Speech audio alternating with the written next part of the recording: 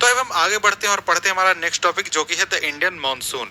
तो देखिए, इसके पीछे वाले वीडियो में हमने देखा था क्लाइमेटिक कंट्रोल्स के बारे में, यानी कि उन फैक्टर्स के बारे में जो किसी भी जगह के क्लाइमेट को कंट्रोल करते हैं। और इसके साथ ही हमने देखा था कि उन फैक्टर्स का इंडिया पर क्या प्रभाव पड़ता है। और अब हम इस वीडियो में पढ़ने वाले हैं इंडियन मानसून के बारे में। तो देखिए, यहाँ पर कहा जा रहा है कि जो क्लाइमेट है इंडिया का, वो काफ़ी ज़्यादा प्रभावित होता है मानसून विंड से। और जो सेलर्स थे जो कि इंडिया में हिस्टोरिक टाइम्स में आते थे, उन्होंने सबसे पहले मानसून के फिनोमेनन को नोटिस किया था, यानी आज के करीब 500 साल पहले, 600 साल पहले। इस समय में जो सेलर्स आते थे इंडिया में, वो उन्होंने सबसे पहले मानसून के फिनोमेनन को नोटिस किया था। और इसके साथ ही इस पूरे प्रोसेस का फ़ायदा उठाकर वो एक तरीके से अपने शिप के जरिए यहाँ तक पहुँचते थे, इंडिया तक पहुँचते थे और इंडिया से वापस जाते थे। और जो अरब्स थे जो कि इंडिया में ट्रेडर्स के रूप में आए थे, उन्होंने इस सीजनल रिवर्सल को, यानी ये जो मानसून का आना और जाने का जो प्रोसेस है, इस पूरे प्रोसेस को नाम दिया था मानसून। और उन्हीं का दिया गया नाम आज तक हम यूज़ कर रहे हैं, मानसून। और इसके अगर हम बढ़ते हैं, तो आगे यहाँ पर देखिए कहा जा रहा है कि देखिए जो मानसून्स हैं, यानी मानसून विंड्स जो हैं, उनका प्रभाव आपको ट्रॉपिकल रीजन में आपको देखने को मिलता है 20 डिग्री नॉर्थ से लेकर 20 डिग्री साउथ के बीच में। और इसको अगर हम मैप के जरिए समझने की कोशिश करें, तो यहाँ पर जैसे मैप में हम देख सकते हैं कि देखिए यहाँ पर हमारा 30 डिग्री है, इस रीजन तक हमारा 30 डिग्री आ रहा है और 20 डिग्री करीब हमारा यहाँ पर आता है। तो यहाँ पर इसको अगर मैं मार्क करूँ तो यहाँ पर हो गया 20 डिग्री नॉर्थ, और इसी तरीके से आपका 20 डिग्री साउथ आपका यहाँ पर करीब हो जाता है, 20 डिग्री साउथ। तो इस रीजन में आपको मॉनसून विंड्स का असर देखने को मिलता है। लेकिन अगर हम इंडिया का देखें तो ये 20 डिग्री को क्रॉस करके इंडिया के ट्रॉपिक ऑफ कैंसर को पार करके आपको करीब 30 डिग्री तक इसका असर देखने को मिलता है, यानी आपको हिमालय तक और जो आपके राजस्थान और पंजाब के एरिया भी जो हैं, वो आपको 30 डिग्री के आसपास पड़ते हैं। तो ऐसा क्यों है, इस चीज़ के डिटेल में हम नहीं जाने वाले हैं, क्योंकि उतना डिटेल में हमें यहाँ पर पढ़ना नहीं है। तो देखिए यहाँ पर देखिए, अगर हम मानसून को समझना चाहते हैं, उसके पूरे मैकेनिज्म को समझना चाहते हैं, तो यहाँ पर कुछ फैक्टर्स हैं, कुछ चीज़ें हैं जिनको हमें समझना बहुत ही ज़रूरी है। इस चीज़ को हम सबसे पहले देख लेते हैं, समझ लेते हैं। तो यहाँ पर देखिए सबसे पहले कहा जा रहा है कि फर्स्ट जो पॉइंट बताया जा रहा है वो है the differential heating and cooling of land and water creates low pressure on the landmass of India while the seas around experience comparatively high pressure। तो देखिए यहाँ पर कहा जा रहा है कि जो हीटिंग और कूलिंग, डिफरेंशियल हीटिंग और कूलिंग है लैंड और वाटर का, उसकी वजह से लैंड पर लो प्रेशर क्रिएट होता है और सी पर हाई प्रेशर क्रिएट होता है। अब इसका क्या मतलब हुआ ये मैं आपको समझा देता हूँ। तो इसका मतलब ये हुआ कि देखिए यहाँ पर कहा जा रहा है कि जो लैंड है और एक तरफ हमारा सी है, तो लैंड जितना जल्दी गर्म होता है या फिर ठंडा होता है, उसके कंपैरिजन में सी उतना जल्दी गर्म या फिर ठंडा नहीं होता। और उसके वजह से देखते हैं हम कि जब लैंड पर काफ़ी कड़ा धूप पड़ता है, तो इसकी वजह से जो लैंड है वो गर्म हो जाता है, इसकी वजह से जो एयर है लैंड के ऊपर वो गर्म होकर उठने लगता है, और इस वजह से वहाँ पर एक तरीके का लो प्रेशर क्रिएट होता है। और वहीं अगर हम सी को देखें तो इसके कंपैरिजन में, लैंड के कंपैरिजन में सी उतना जल्दी गर्म नहीं होता, पानी उतना जल्दी गर्म नहीं होता, इसलिए लैंड के कंपैरिजन में यहाँ पर हाई प्रेशर क्रिएट हो जाता है। और हाई प्रेशर से लो प्रेशर की तरफ हम जानते हैं कि जो एयर है वो फ्लो करता है। और अगर आप नहीं जानते हैं तो इसको जान लीजिए कि एयर जब भी फ्लो करेगा तो वो हाई प्रेशर से लो प्रेशर की तरफ जाएगा, ताकि उस जो लो प्रेशर है उसको एक तरीके से इक्विलिब्रियम में ला सके, बराबर प्रेशर में ला सके। इसके बाद नेक्स्ट पॉइंट ये है कि देखिए जो इंटर ट्रॉपिकल कन्वर्जेंस जोन होता है, जिसे कि हम ITCZ के नाम से भी जानते हैं, ये गर्मी के दिनों में इक्वेटर के 5 डिग्री नॉर्थ से शिफ्ट होकर हमारे गंगा प्लेन के ऊपर आ जाता है। यानी जनरली ये 5 डिग्री नॉर्थ पर रहता है, इक्वेटर के 5 डिग्री नॉर्थ पर रहता है, लेकिन ये गर्मी के दिनों में आपके गंगा प्लेन के ऊपर आकर शिफ्ट हो जाता है। अब ये ITCZ क्या होता है और इसका मानसून पर क्या प्रभाव होता है, इस चीज़ को थोड़ा सा हम समझ लेते हैं। तो देखिए नॉर्मली ये होता है आपको 5 डिग्री नॉर्थ पर, करीब इस जगह पर नॉर्मली ये होता है। और ये क्या होता है, तो देखिए ITCZ एक तरीके का लो प्रेशर एरिया होता है। यानी कि ये जो लाइन आप देख रहे हैं, इस पूरे लाइन पर इक्वेटर के 5 डिग्री नॉर्थ पर लो प्रेशर एरिया होगा और जिसको फिल करने के लिए जो ट्रेड विंड है या फिर नॉर्थ ईस्टर्ली विंड जिसे कि हम कहते हैं, वो इस तरफ मूव करते हैं और सदर्न जो साउथ ईस्टर्ली विंड है वो भी फ्लो करता है सदर्न हेमिस्फीयर में। तो इस चीज़ को तो हमने देखा था पिछले वीडियो में। तो देखिए, जब गर्मी के दिन आते हैं तो ये जो लाइन है हमारा ITCZ, ये शिफ्ट करके हमारे यहाँ पर आ जाता है, इस तरीके से हो जाता है, यानी हमारे गंगा प्लेन के ऊपर आ जाता है। तो जो लो प्रेशर एरिया पहले हमारा यहाँ पर क्रिएट हो रहा था, अब यहाँ पर नहीं क्रिएट होता है बल्कि यहाँ पर क्रिएट होता है हमारे गंगा प्लेन के ऊपर। तो जो हवाएं पहले यहाँ पर जा रही थी एयर को फिल करने के लिए, वो अब लो प्रेशर एरिया की तरफ मूव करेंगी, जो कि हमारा यहाँ पर शिफ्ट हो चुका है। और इस चीज़ की वजह से जो हमारा एक तरीके से मॉनसून है या फिर जो हमारा विंड जो फ्लो करती है, वो अब बहुत ही ज़्यादा इंडिया की तरफ मूव कर जाएंगी और काफ़ी हाई स्पीड में वो मूव कर जाएंगी, यानी उनको काफ़ी एक तरीके से फोर्स मिल जाएगा। इसके बाद अगर हम नेक्स्ट पॉइंट देखें तो नेक्स्ट पॉइंट ये है कि जो मडागास्कर है उसके ईस्ट में एक तरीके का हाई प्रेशर एरिया क्रिएट हो जाता है करीब 20 डिग्री साउथ के आसपास इंडियन ओशियन के ऊपर। और जो इंटेंसिटी है और पोजीशन है इस हाई प्रेशर एरिया का, वो इंडियन मॉनसून को काफ़ी ज़्यादा प्रभावित करती है। अब इस चीज़ को भी थोड़ा सा हम मैप के जरिए देख लेते हैं।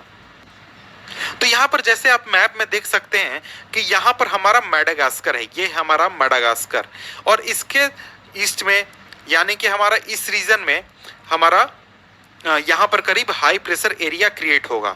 या ये तो 30 डिग्री है, ये 20 डिग्री के आसपास करीब यहाँ पर हमारा हाई प्रेशर एरिया क्रिएट होगा। यहाँ पर जब हमारा हाई प्रेशर एरिया क्रिएट होगा तो, और यहाँ पर हम देख रहे हैं कि ITCZ यहाँ पर है हमारा, तो यहाँ पर ITCZ है और यहाँ पर हाई प्रेशर एरिया है, यानी कि यहाँ पर लो है और यहाँ पर हाई है। और हम जानते हैं कि जो हवा है वो हमेशा हाई प्रेशर से लो प्रेशर की तरफ फ्लो करती है। तो इस वजह से जो हमारा एयर है वो हाई प्रेशर एरिया से मूव करेगा लो प्रेशर एरिया की तरफ। अब एक चीज़ और है कि ये हाई प्रेशर कितना ज़्यादा है, हल्का सा हाई प्रेशर है, थोड़ा सा ज़्यादा हाई प्रेशर है, या बहुत ज़्यादा इंटेंसिटी है इसके हाई प्रेशर का, इस चीज़ पर भी डिपेंड करता है। मतलब इस पर भी ये डिपेंड करता है कि हमारा मॉनसून कितना मजबूत होगा। अगर ये बहुत ही ज़्यादा हाई है तो मॉनसून विंड हमारा बहुत ही मजबूत होगा, अगर ये बहुत ही ज़्यादा लो है तो मॉनसून विंड हमारा कमज़ोर होगा, और ये नॉर्मल है तो मॉनसून विंड हमारा नॉर्मल होगा। यानी इस प्रेशर पर, हाई प्रेशर पर भी हमारा मॉनसून काफ़ी ज़्यादा प्रभावित होता है, काफ़ी ज़्यादा डिपेंड करता है। और इसके बाद अगर हम देखें तो इसके बाद यहाँ पर कहा जा रहा है कि जो तिबेतियन प्लेटू है वो काफ़ी ज़्यादा हीट हो जाता है आपके समर के दौरान, और समर के दौरान हीट हो जाने की वजह से इसके ऊपर एक तरीके का लो प्रेशर एरिया क्रिएट होता है, और ये लो प्रेशर एरिया करीब 9 किलोमीटर एबव सी लेवल क्रिएट होता है। तो इस चीज़ को भी हम देख लेते हैं कि देखिए, एक तरीके का हमने देखा कि low pressure area Indian subcontinent में क्रिएट हो रहा है, इसके साथ ही low pressure area Tibetan plateau पर भी क्रिएट हो रहा है, यहाँ पर हाई प्रेशर एरिया क्रिएट हो रहा है, और इन सभी चीज़ों को मिलकर एक तरीके से काफ़ी फोर्स मिलता है। यहाँ पर हाई है, यहाँ पर लो है, यहाँ पर भी लो है। तो ये जो हवाएं पहले बह रही थी, इनको इतना ज़्यादा अब फोर्स मिल चुका है कि ये आसानी से इस पूरे रीजन में पहुँच सके, यानी इंडियन सब कॉन्टिनेंट में बहुत ही मजबूती के साथ पहुँच सके और यहाँ पर काफ़ी ज़्यादा बारिश ये करवा सके, इतना इनके पास अब ताकत पहुँच चुका है। इसके अलावा एक फैक्टर और है कि जो वेस्टर्ली जेट स्ट्रीम्स हैं, जो पहले इंडिया के एक तरीके से हिमालय के साउथ में यानी इंडिया के तरफ से बह रहे थे, वो अब इंडिया के ऊपर चले गए हैं गर्मी के दिनों में, आपको यानी हिमालय के दूसरी तरफ चाइना की तरफ से बह रहे हैं। और इसके साथ ही एक तरीके का ट्रॉपिकल ईस्टर्ली जेट स्ट्रीम जो है वो इंडियन पेनिनसुला के ऊपर से बह रहा है। इसके वजह से भी काफ़ी ज़्यादा मानसून को बल मिलता है, काफ़ी ज़्यादा मानसून को मदद मिलता है। तो देखिए, यहाँ पर ITCZ का डेफिनेशन दिया गया है, वही चीज़ बताया गया कि एक तरीके का लो प्रेशर एरिया ट्रफ है जो कि आपको इक्वेटर के आसपास रहता है। तो इस चीज़ को आप चाहें तो पढ़ सकते हैं। इसके बाद मैं आगे बढ़ता हूं। तो देखिए, यहाँ पर जिन फैक्टर्स के बारे में हमने बात किया कि इन फैक्टर्स की वजह से मानसून प्रभावित होता है, इसके अलावा और भी फैक्टर्स हैं जो कि मानसून को प्रभावित करते हैं, जैसे कि जो आपका सदर्न ओशियंस है उनके ऊपर प्रेशर कंडीशन कैसा है, इससे भी मानसून प्रभावित होता है। नॉर्मली अगर हम देखें, जो tropical eastern south Pacific ocean है वहाँ पर जब हाई प्रेशर क्रिएट होता है तो उसकी वजह से जो ट्रॉपिकल ईस्टर्न इंडियन ओशियन है यहाँ पर लो प्रेशर क्रिएट होता है। तो इस चीज़ को थोड़ा सा मैं मैप के जरिए समझा दूँ तो आपको समझने में आसानी होगी। तो यहाँ पर जैसे आप मैप देख सकते हैं, यहाँ पर हमारा तो देखिए ये हमारा पैसिफिक ओशियन है और पैसिफिक ओशियन के कहा जा रहा है कि इस रीजन में जब हमारा हाई प्रेशर क्रिएट होता है तो इस रीजन में हमारा लो प्रेशर क्रिएट होता है नॉर्मली। और ऐसा क्यों होता है इस चीज़ के बहुत सारी डिटेल में जानकारी है, उतना डिटेल में हमें यहाँ पर पढ़ना नहीं है, इसलिए मैं यहाँ पर आपको उतना डिटेल में नहीं बता रहा हूँ, नहीं तो मैं आपको चाहूँ तो बहुत डिटेल में बता सकता था।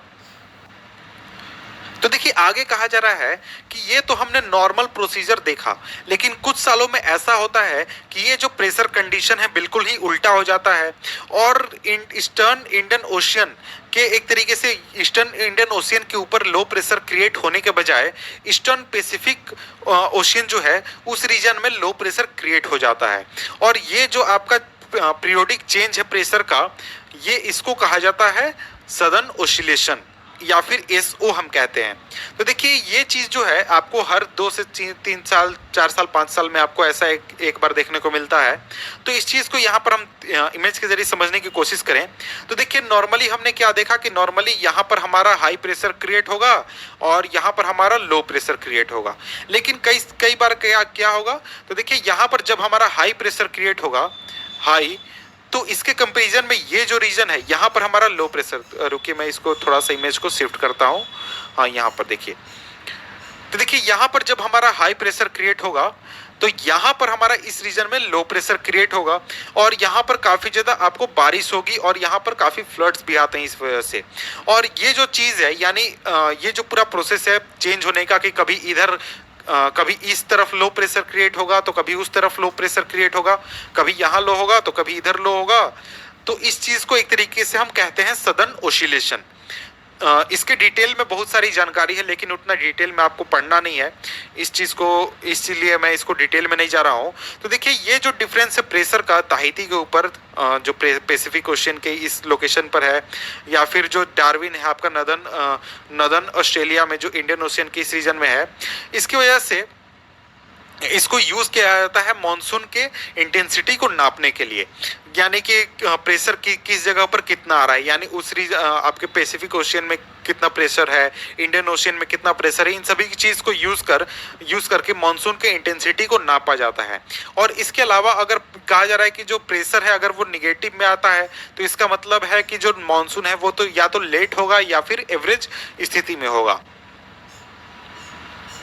तो देखिए एसओ के साथ यानी सदर्न ओसिलेशन के साथ एक फीचर जुड़ा हुआ है अल नीनो। तो आखिर ये अल नीनो होता क्या है, तो मैं आपको शॉर्ट में समझा रहा हूँ, यहाँ पर मैं इसके डिटेल में नहीं जा रहा हूँ क्योंकि आपको डिटेल में यहाँ पर पढ़ने के लिए कहा नहीं गया है।